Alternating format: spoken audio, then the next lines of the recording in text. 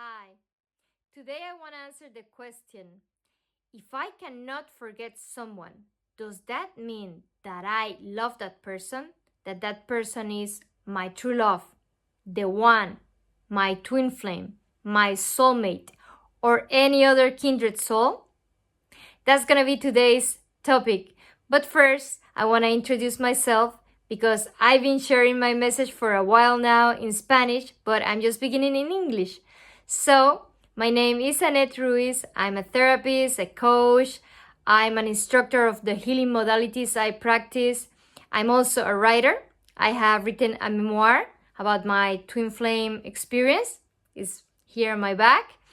And I'm working on a book in English, so probably or hopefully soon I'll have something published in English too. So after that brief introduction, I'm gonna start talking about the question. I'm gonna divide it in parts because there are different answers to this question. So first, not forgetting someone, does that mean that I love that person? The answer for that is not necessarily. I may not forget somebody because I'm obsessed with the person, because I want to be with that person, but not necessarily I love that person. First, I want to explain what is love. Love is a state of consciousness, a very elevated state of consciousness, which is based on unity. Because love is the energy that unifies everything in the universe.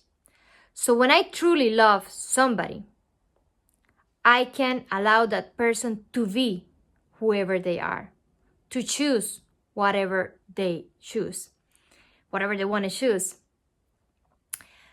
I can give them the freedom. There's no need for possession. So that would be true love. And most relationships nowadays are based on possession, on wanting that person to fulfill my needs, to fulfill my wishes, to make me happy, to give me company because I want to be alone. So there are many expectations on relationships that cause suffering because they're not based on true love. So we may not forget somebody because we truly love them. We may not forget somebody because we want them to be with us, but not necessarily because we love them. So to that part of the question, then not necessarily. I may not forget somebody and truly love that person. And especially, I think the people that are on the twin flame path, they learn to love somebody, truly love somebody, through all the things that we have to go through. So it's something that we have to experience to truly love, because we have to make this shift in humanity on our relationships to really have loving relationships. So little by little, we have to work on conscious relating and all that, and unconditional love, so we can have relationships that are higher in consciousness, I would say that. And on the second part of the question, the one that says, if I cannot forget somebody, that means they are my true love, the one, my twin flame, my soulmate, or any other kindred soul, I would say probably it is a kindred soul, but not necessarily the one or a twin flame.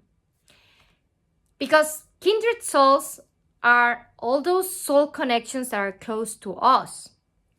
So a soulmate would be one of those kindred souls, a twin ray also, a twin flame too. So that person may be a soulmate, but not necessarily a twin flame. And when we talk about true love, we usually are talking about the twin flame or a soulmate. Because when somebody refers to true love, it's like we could only love one person, which actually I think that's something we have to revise, and we have to reconsider, and we have to shift, because that belief that we can find only one person that is our one and only true love has harmed many of us. I think that searching for that one person is something that has hurt many of us. And the belief that we are going to find that person and that we have to stay together, that brought a lot of pain to many of us. So I think that's something we have to reconsider.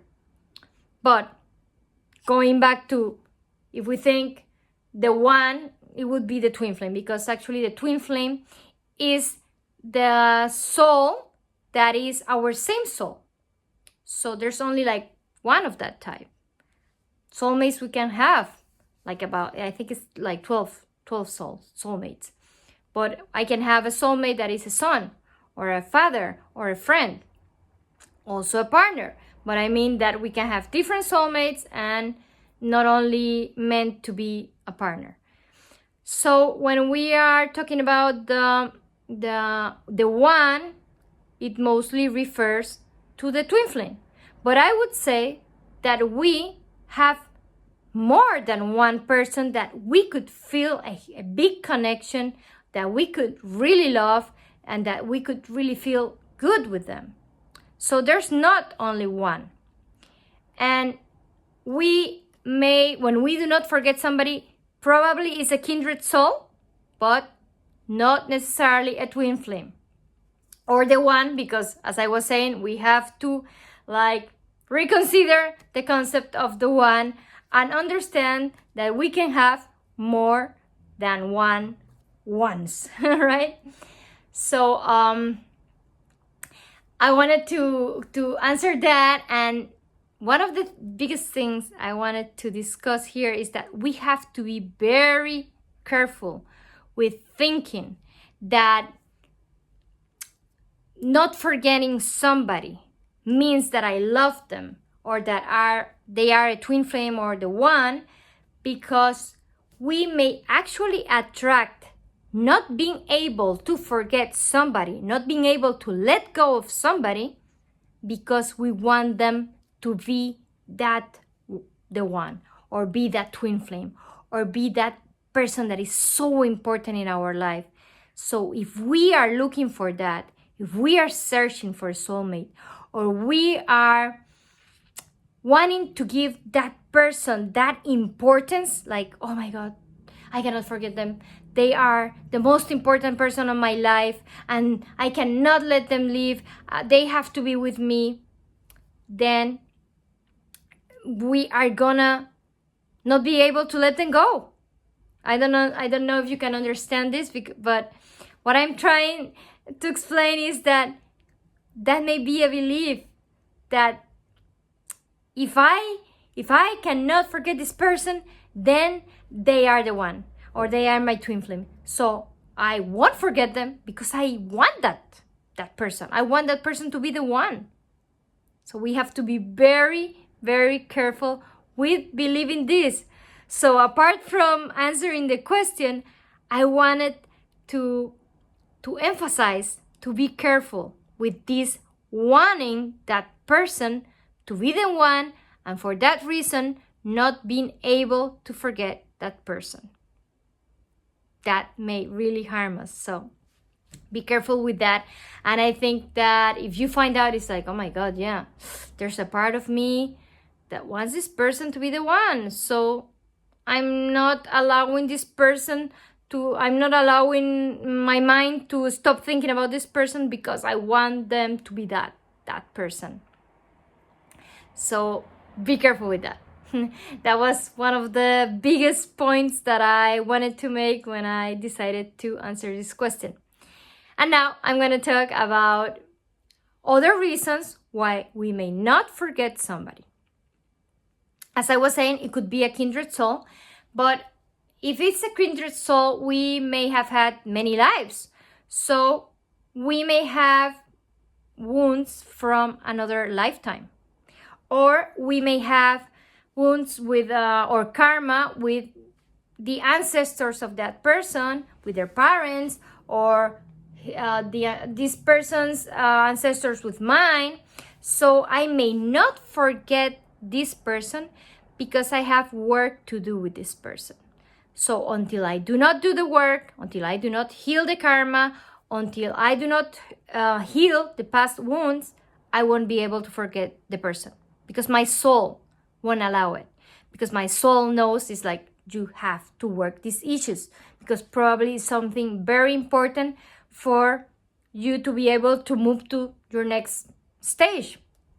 So that would be one of the reasons why our soul doesn't allow us to forget somebody. It's like we can see the name everywhere because our soul wants to like place the attention on that person because we have to do the work.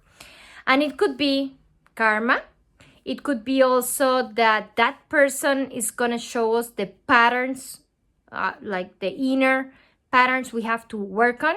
So for example, let's say I have to work on infidelity issues, and that person is going to be unfaithful to me. And I won't be able to forget that person because I really have to heal that issue of infidelity.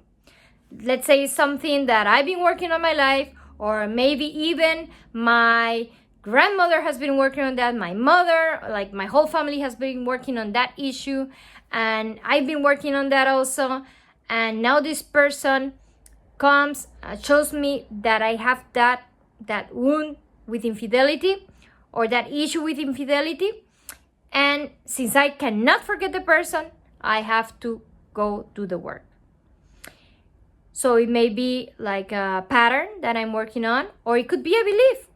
It may be, or like, it may be all of this. So I may have karma, I may have to work on this belief, I may have to work on the belief that all men are like this. And this person is like that mirror that shows me that belief. And since I cannot forget them, then I have to go do the work on my beliefs. They may also be there so I can work on my paradigms about relationships or on all of those possessions ideas. Because let's say that I'm very possessive and then this person is very independent and they do not want any commitment, for example, and I cannot forget them. So even though I'm very possessive, I have to start working on my possessive issues because this person is very free. It's a free spirit and I cannot like control them. So I have to start working on my issues because I cannot control them. So it's like I cannot forget them, so I start working on those issues. I may decide not to work on my issues and suffer a lot. So if you don't want to suffer, you have to work on yourself, on what this person is showing you. What is this person showing about me that I have to work on? Also, it could be, these type of things, every person that is having this experience would have to like evaluate like what is true for me. Because for somebody, they may have to work on not being able to let go, like having like that like possessive and I cannot let go and I feel too insecure and I have to work on that. But then for somebody else, they may have the experience of not being able to forget somebody because of the opposite. Let's say that I'm very free and I don't want to be attached to somebody. But then I cannot forget this person and I keep thinking of this person. And then I'm too free, or like I don't want to be attached to nobody, no strings for me. Then this person is like making me be attached to them. So it's like, what's wrong? So in that case, I may have to learn to like settle down, to like I don't know how you say this, like to the roots, like, you know, it's like I need to settle down. So this person is showing me like, hey, you won't be able to forget me.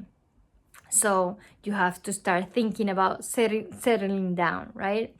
Or let's say that we have to work on a paradigm issue, and let's say we have age difference, and I don't want anything with this person because no, that's against my ideal. Let's say my ideal is a person that is like this and like that and has this age and is this from this religious background or this society's background, whatever. And then comes along a person that is totally different from my ideal, and I cannot forget them. So that may be in that case. So I understand it's like saying, oh my God, I didn't want this, but I cannot forget this person. It's like, can I allow myself to feel for this person? Can I allow this to happen, even if that wasn't my idea? So I don't know if you can see how it can be different for everybody, because for somebody it may be because they cannot let go, and then for another person it may be because they need to settle down. So every person needs to consider their own experience of what's going on here. Why can I forget this person? There will be lessons that we need to learn and issues we will need to heal. Every time we cannot forget someone, there will be something we have to work on. And each of us, we need to check our situation and see where we have to work on. Because when we have work on that, then what needs to be or what's meant to be will be. If we are meant to be with that person, then there can be a transformation where that can happen. And if we are meant to move forward to something else, we will be able to move forward. We will be able to honor what this relationship or this person brought us about us, and we will be able to move to something else. So it's very important that you do the work. Another issue that can prevent us from forgetting the other person is called limerence. Limerence is a term I found out about a few months ago. It was first referred to on a book that is called Love and Limerence that was written in 1977. And what limerence is that obsessive compulsive thoughts about other person who I'm attracted to. Like there's always that attraction to another person, and there's always that overthinking about that other person, of thinking of how it would be if we are together, that romantic. There's always romance involved. There's also many times idealization about the other person. And that limerence, the difference from just falling in love is that the limerence can last months or years, even if the other person is not responsive to the person that is feeling limerence. So on some cases, it is unrequited love, and in some cases, it is mutual. But it is that obsessive compulsive thoughts, and that brings the limerence. It's like that feeling. Sometimes the limerence comes with exaltation, like happiness and joy, and many times it also comes with suffering.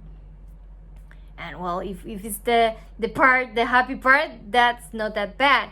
But when it's the suffering, then that's something we have to work on, right?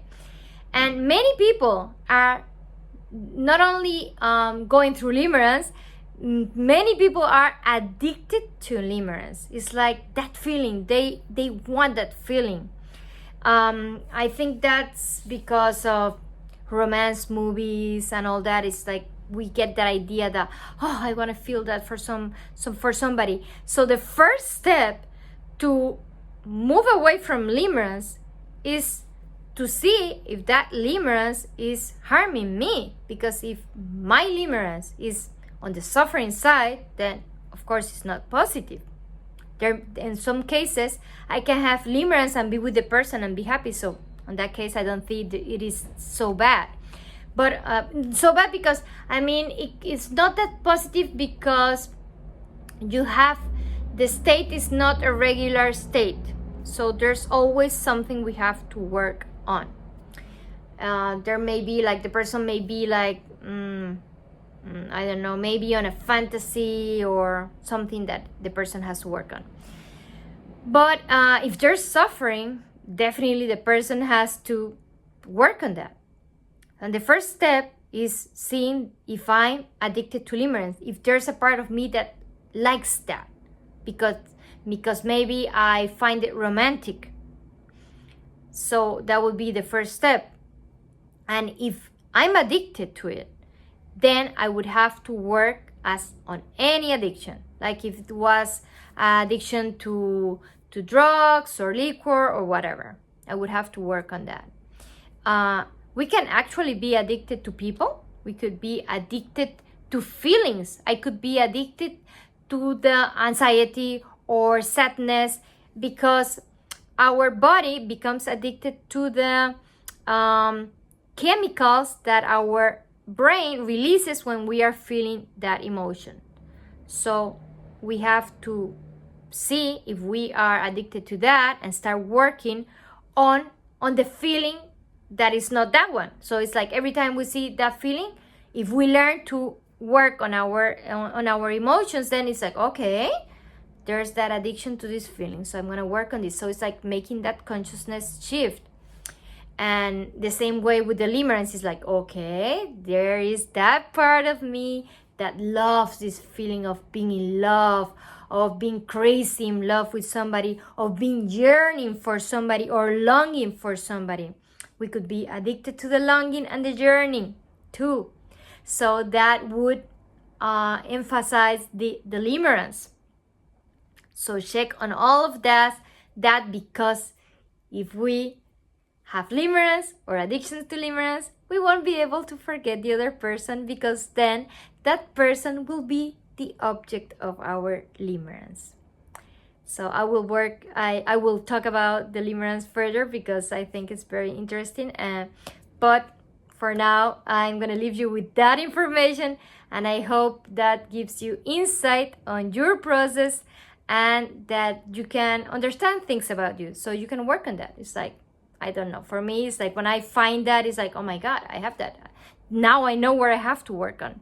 So it's very important to have those like aha moments, and I hope something of what I talked about or shared today helps you on that aha moment. So, well, that will be all for today, and thank you for listening. Till next time.